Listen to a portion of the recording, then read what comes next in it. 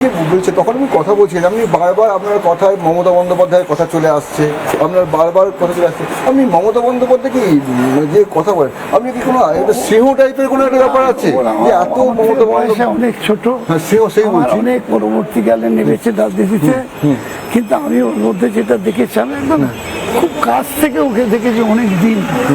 সেই জন্য আমার একটা মানে মনের মধ্যে দৃঢ় ধারণা যেটা জন্মেছে যে ওকে ব্যবহার করে হয়তো কেউ কেউ কিছু করে রাখতে পারে, কিন্তু সি ইজ পারফেক্টলি মানে স্পটলেস লেডি। কিন্তু মমতা বন্দ্যোপাধ্যায় একা কি করতে পারবে? মমতা বাকিরা তো এটা অন্যরকম হয়ে যাচ্ছে। আচ্ছা, অভিষেক বন্দ্যোপাধ্যায় নিয়ে আপনার ধারণা কি? না, ওর সম্পর্ক আমি ওরও সেইভাবে কিছু কোনো দুর্নীতির খবর শুনিনি। মানে অভিযোগ রোজ সেখানে বলে যাচ্ছে দিল্লির নেতারা।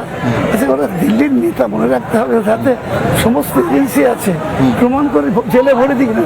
ও তো বলছে প্রমাণ করলে আমাকে কাউকে জেলে নিতে হবে না, আমি নিজে ফাঁসি কাটে ঝুলবো। এত বড় চ্যালেঞ্জ দিচ্ছে, করুক না দিকে, বাপের বেটা আছে, কেউ পারে যদি প্রমাণ করে। ধোঁয়া যখন ওঠে আরে ধোঁয়া উঠুক না, আরে যাদের এতগুলো এজেন্সি, তারা কেন পাচ্ছে না? তারা কেন প্রমাণ করতে পারছে না? এত বড় চ্যালেঞ্জ করছে যে প্রমাণ করতে পারছে না কেন BJP? All this are bogus. এই কথা বলতে বলতে আমরা চলে এলাম আপনার ক্লাবে, এখানে যে হবে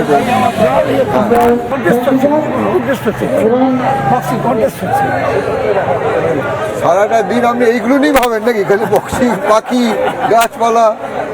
ভালোই তো